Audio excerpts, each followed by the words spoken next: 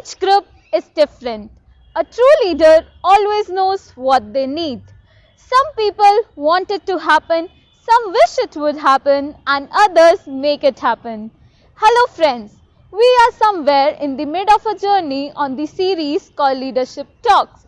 We are standing here only because of the constant love and support received from you guys, which in turn have kept us on our toes to bring the best of the episodes for you.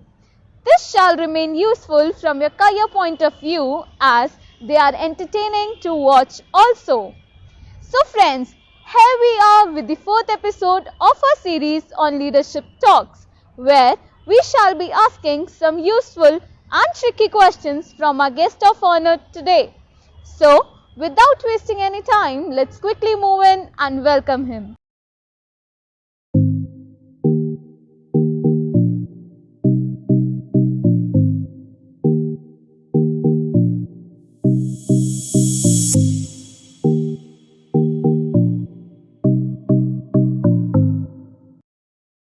Let me introduce our guest of honor for today, Mr. Sandeep Sethi.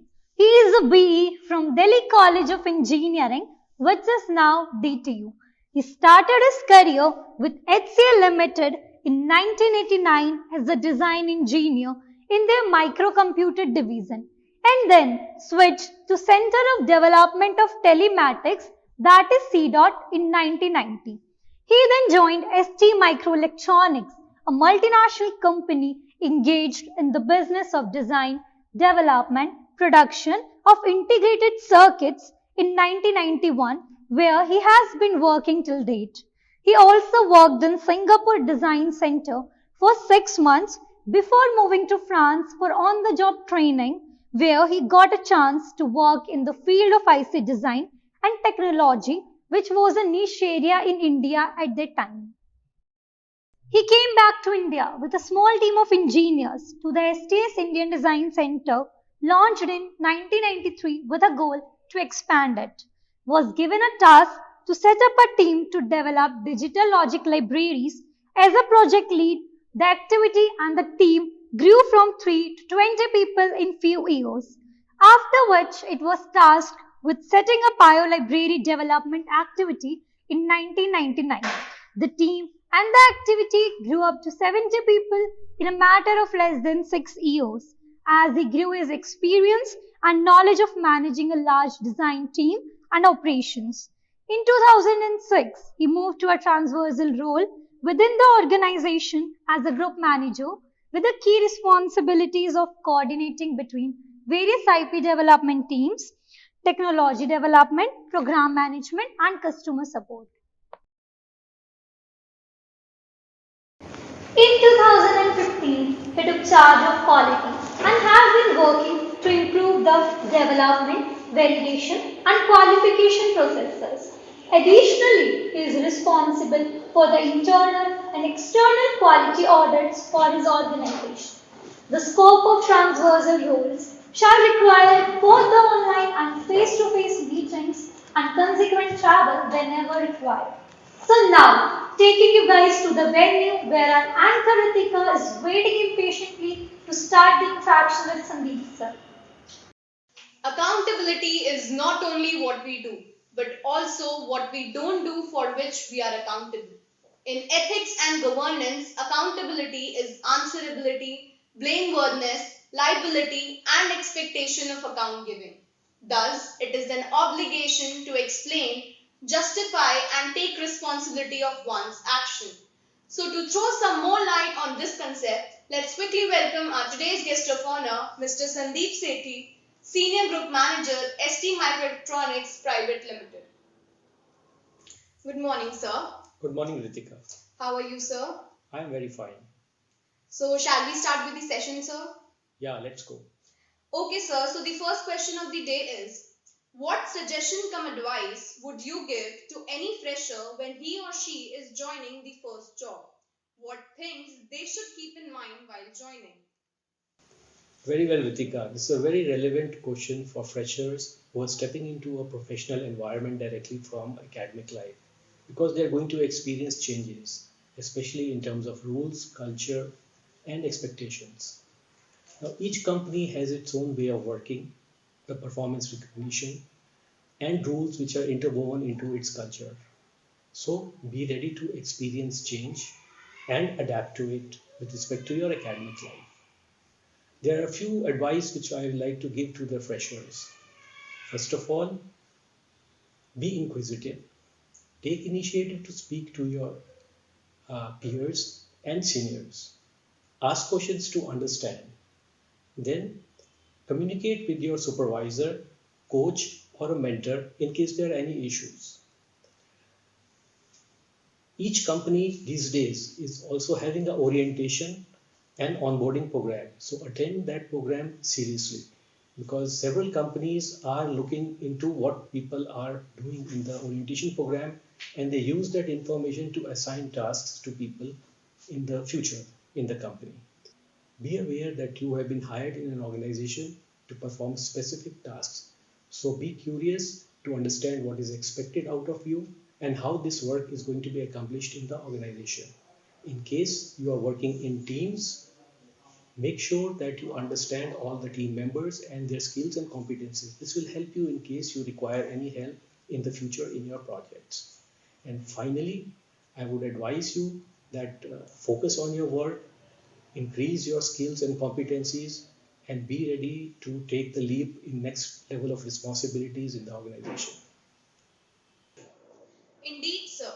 These points coming from a veteran like you carries a lot of significance for freshers who have this anxiety in mind that what exactly they have to do before joining their first job. Moving towards the next question, sir. We students tend to use the words accountability and responsibility interchangeably. Is that correct? Or there is a difference in organizational setups? Accountability is often synonymously used with responsibility, implying who's responsible, who's to blame in case the expectations are not met. Let me try to clarify. To me, responsibility is focused on tasks. It is an obligation or a duty to complete a task in a project or an organization. These tasks are normally agreed by the person as a part of the project team or when he accepts a role in the organization. Accountability, on the other hand, is ownership of decisions and actions which are done to do a job. Now, accountability and responsibility go hand in hand. It does not make sense to take an obligation for a job and do not take responsibility for the actions. Accountability, on the other hand, is taking ownership of the decisions and actions taken during completion of a job or activity. Accountability and responsibility go hand in hand. An obligation or a duty to complete a task without taking ownership of the actions is meaningless for an individual level. Now, for an individual, accountability is a simple commitment to rules like completing a job in time with the required level of quality and in case there are any problems to report them back to the team leader. However, when we see projects from a project standpoint, accountability and responsibility are seen differently. A project consists of several tasks which have to be completed and there are several people working inside the project to complete those tasks. Now, what we have is that each team member must understand his role in the project and he also must understand the role of other members of the team in the project. This is a must. Any confusion must be avoided. A Gallup study indicates that 50% of the respondents strongly indicate that they are clear of the roles and expectations from their job. Now, looking at it in another way, it is that 50% of the people working in organizations are not clear about their role or responsibility in an organization. Now, this can lead to confusion, delays, and inefficiency. So there are tools to manage this. A common one which we use in our company which can be used in teams and organization, is called the RACI matrix. RACI is an acronym for 4 roles which are there in a team. R stands for responsibility, A for accountability, C for consulting, and I for informing.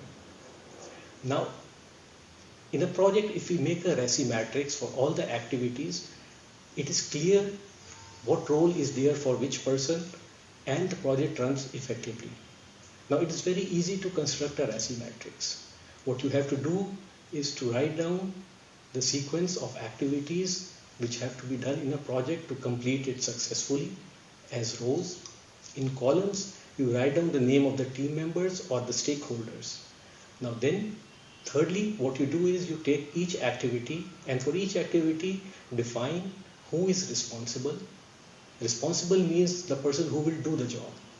Then define who is accountable, mean who will own the results of the job, who has to be consulted to complete that activity, and who has to inform for the activity. So you do this for all the tasks and the RACI matrix is completed. Of course, there are some rules which are required to do the RACI matrix. For each activity, we have to have at least one responsible, because if you have no responsible, means there is nobody to do the activity. So the job will not be done. Similarly, for each activity or each row, there cannot be more than one accountable. Having more than one accountable will have confusions and the decision making will not be effective. The one thing which you must keep in mind while making a RACI matrix is that all the people in the team must agree to it. So it has to be made with the team members. RACI matrix is also effective for organizational functions, especially those requiring cross-functional collaboration. I was really looking forward for the answer to this question, sir. Thank you so much for sharing input so candidly. Shall we proceed further, sir? Yes, Ritika, let's go ahead. Okay, sir. So the next question is, you have such a versatile experience. What metrics do you use to evaluate team performance? Okay, so Ritika, teams exist for specific purposes. They can be problem-solving teams which are temporary in nature. They get created when a problem occurs and they are disbanded when the solution to the problem is deployed. Then there can be project teams which exist for the duration of the project. And there are permanent work teams as well. Evaluating team performance means to see how well the team is achieving its objectives. Now, a team is consisting of individuals. So, I measure at an individual level the results of the individual as well as the behaviors. And at team level, I measure the team dynamics as well as the team results. Now, individual behavior include mutual respect, cooperation, communication, and participation. Individual results include completion of a work in time and of a required quality. In addition, there can be other factors like how many ideas the person has given during the duration of a project or work. With respect to the team dynamics, it is to see how the team is working as a group, how the team meetings are effective. Then how the team is reaching its consensus and what problem solving tools they are using. Team results are just the expectations from the team, whether they are achieved or not. So these are all the things which have to be kept in mind to be able to evaluate the team performance. Now, while it is easy to measure the results, it is more difficult to get inputs to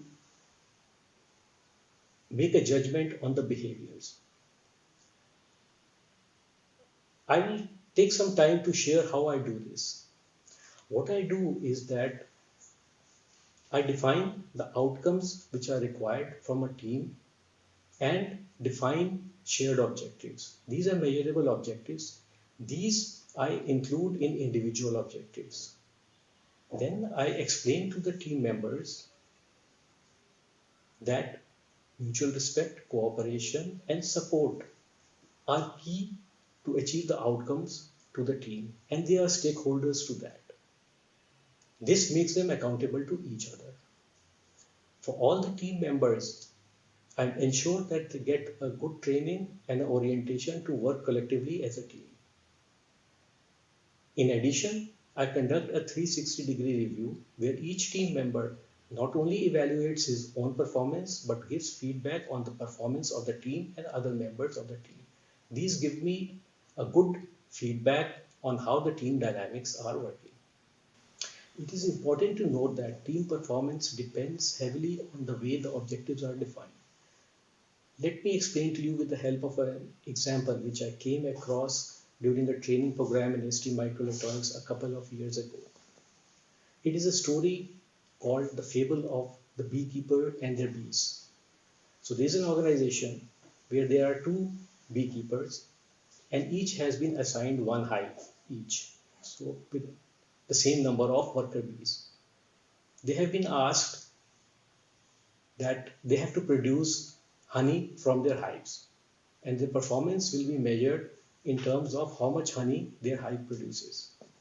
So beekeeper A decides how should I keep the objective. So he decides that okay, I will give the objective to my bees in a way that how many flowers they visit per day, and this will be the objective. The one who visits the maximum flowers is performing well and others are not. So this I will continue to share with all my team and I will give them feedback as well. Beekeeper B took the things differently. He said that what I will do is I will make the measurement that how much nectar each bee brings to the hive, and then I will also reward each bee based on the honey production on the hive. So they let the situation run for a few days. Now during this time, the performance of the objectives, both were measurable for beekeeper A and beekeeper B, were recorded. So Ritika, which beekeeper do you think would be producing more honey? The second one, as the Yeah, you are absolutely right, Ritika. And I will explain you what is the difference between them. The first beekeeper had defined the objectives based on activity, and the second beekeeper had defined the objective based on accomplishments. Now, when you do an activity, the bees were competing with each other, trying to do the activity to the largest extent.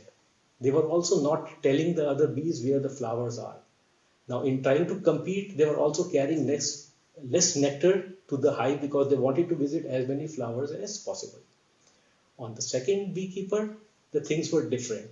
The objectives were framed in a way that the bees had to carry the nectar to the hive, and the amount of honey by the hive was also an indicator for the performance of the bees. So this made them cooperative. They would share with the other bees where the flowers were, where they could get more honey, and if there were some people who were bees which were not performing very well, they were helping them to perform better.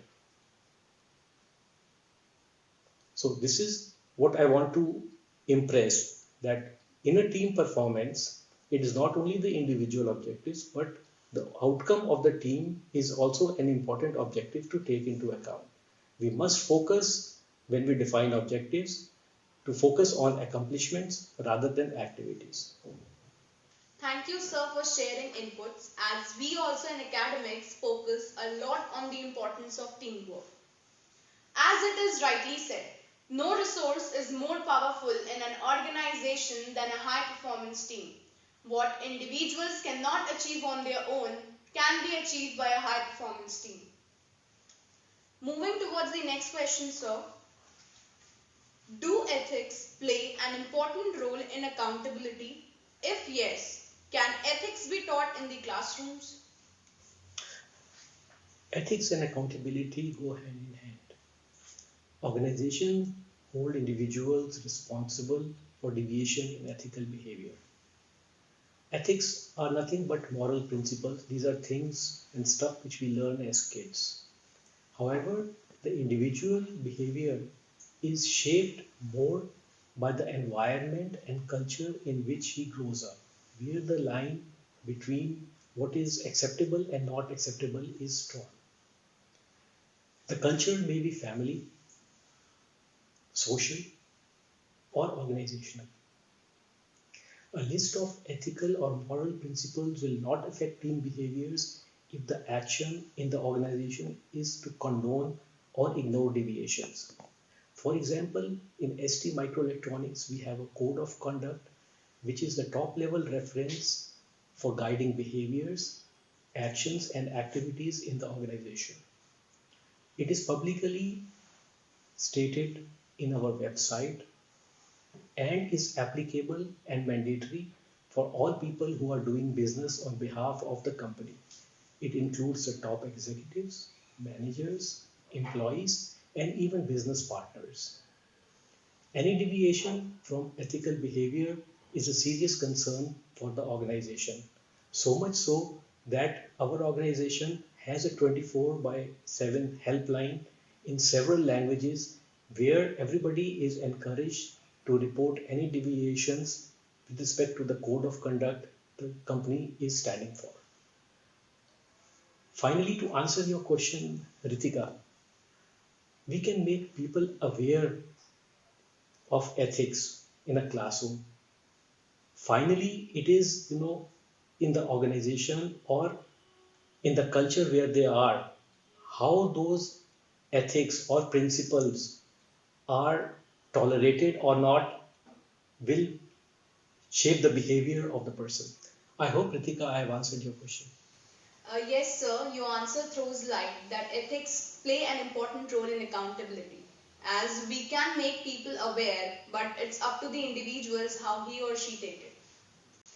As it is well said, it takes less time to do the things right than to explain why you did it wrong. Because if you don't have the time to do it right, when will you have the time to do it over? Moving towards the next question, sir. You have ample amount of experience and knowledge as you've seen advancement of technology over years. Has your supervision style changed because of this, sir? Of course, Ritika, my leadership style has changed over time. The key factors are working in teams, working with teams, and opportunities to learn through seminars and training programs in ST Microelectronics. Over a period of time, I have become more patient and I listen more than talking. This helps me to understand the situation in a more comprehensive way. Initially, my leadership style was directive. At that time, I had a young team of engineers who were enthusiastic and we were starting to build a group. It worked beautifully for a while. However, after a while, it was not working all the time. Then, in one of the seminars, I came across an interesting leadership model called the situational leadership model. It was developed by Ken Blanchard and was being taught in ST Microelectronics to all the leaders. In this leadership model, the leadership behavior is supportive and directive, and a mix is decided based on the situation. So, this leadership style can be summarized in four types. One is directive, then it is delegating, coaching, and supporting. The choice of the leadership style depends on the situation. Also, it is taking into account the commitment and the competency level of the person whom you are leading. Now, if you have a newcomer has less competence, but he is highly motivated and highly committed. So, directive leadership style works very well with him. So, you instruct him and he is ready to do the job. So, in this leadership style, it is more of direction, and in other words, the leader is telling what to do, and the leader decides. Now, if we use this style on an experienced and committed individual, this will not work. He can get demotivated. That is where you have to go in for a delegating style. In delegating style, there is less of support and less of direction. This is because the person is competent to do the job, is highly motivated, and is self-reliant to achieve the results. So the best solution in this case is to explain what is required, and then he goes on doing that. Then in this style, it is the individual decides. The leader is not deciding. He is deciding. We are just delegating the job to the person. There are other cases as well. In one, there is medium competency but low commitment. Here, the coaching style works. In coaching style, it is high on direction and high on support as well. By coaching, we mean let's talk, but the leader decides. This is what we do in sports coaching as well. So you are with the coach, so you are having a discussion of your strengths and weaknesses, but the coach decides your work schedule, everything. You have to follow. Then there is a fourth style where there is higher competency but variable commitment. In this case, a supporting leadership style works well. Here, you are having a discussion, but then you are asking the person to decide. So, based on the situation, you have to choose the leadership style, and this is something which appealed very much to me, and I have been practicing myself and is also being taught across all the leadership forums within the company as well. For me, opportunities, openness and inquiry have resulted in a change in leadership style.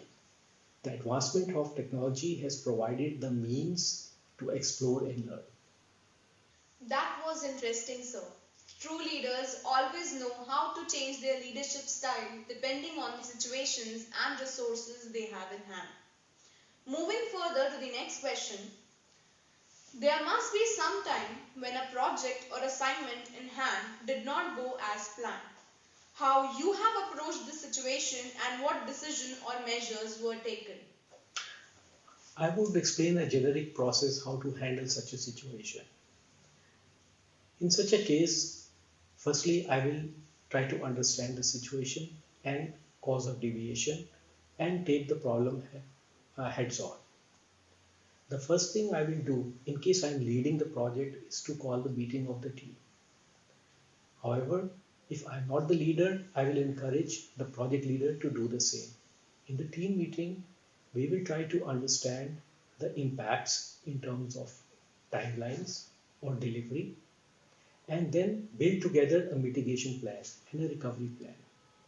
In case there are deadlines which are going to be missed, or there are some inputs which are required from a separate team, I will go and talk to those teams and try to recover the situation. I will talk to my peers and if needed also talk to the customer in case it is going to impact what we have committed to him. In this way, we will try to handle the situation. I was really looking forward for this answer, sir. We youngsters constantly struggle with deadlines and time management. If we adopt even 50% of the measures you have suggested, we people will be on right track. So, shall we proceed further, sir? Yes, Ritika, let's continue. So, the next question is, people who take accountability for their own progress in life are also likely to take organizational accountability more seriously. Do you agree, sir? Yes, Ritika, I agree with the statement.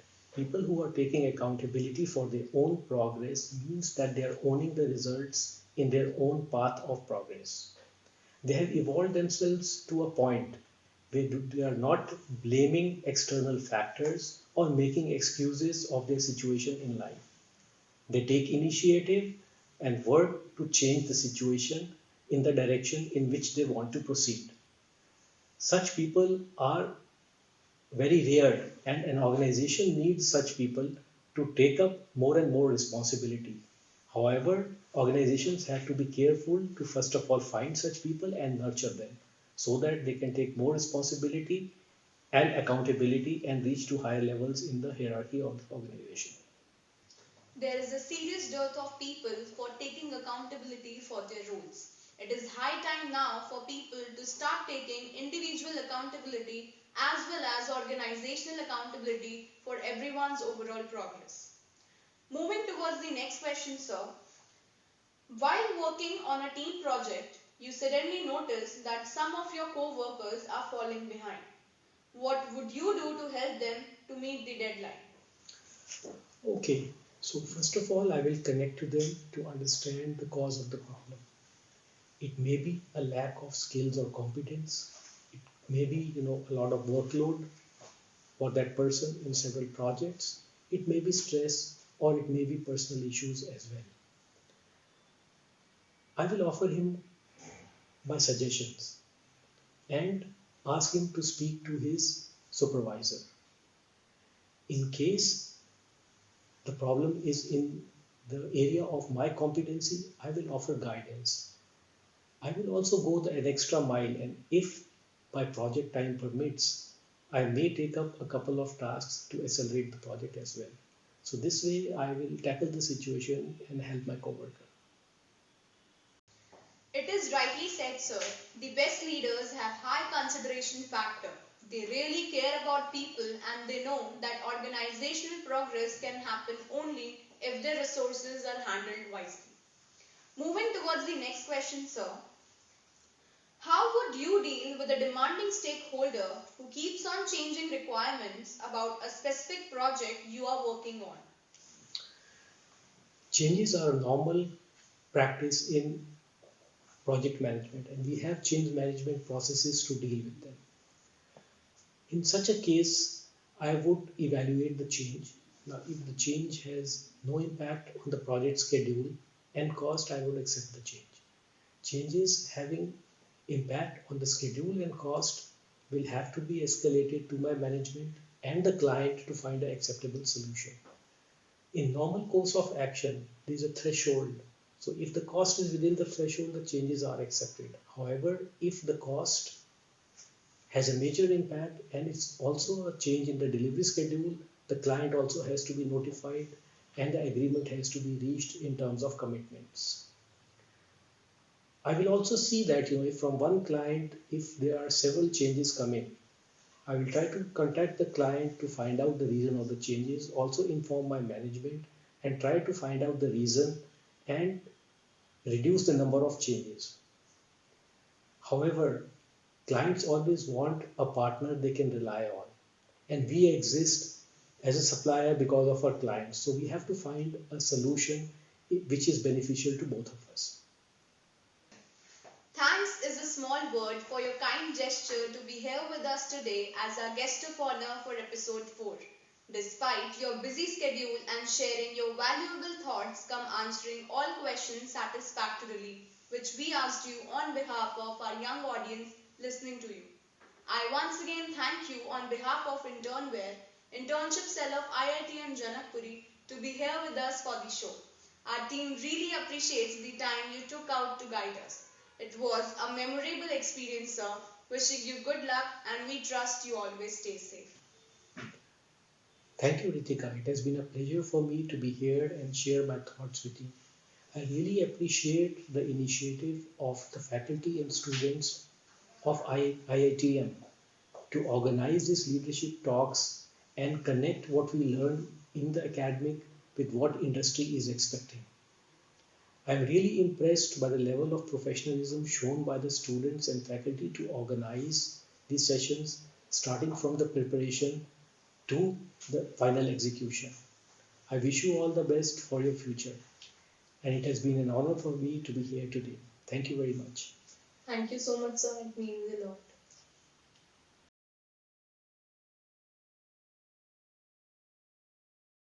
It was an indelible experience, to say the least, if we describe it in a single word. We believe that you guys have truckloads of knowledge and experience now. Since we are beginning with the new phase of our journey on our part, your comments are precious. Your enthusiasm is contagious, and we hope to use your suggestions in our next episode. So friends, stay with us and let us learn, come enjoy together. Do not forget to subscribe our YouTube channel, like it and share your views. And we promise to be back again with another exciting episode of our series on Leadership Talks. Till then, stay tuned.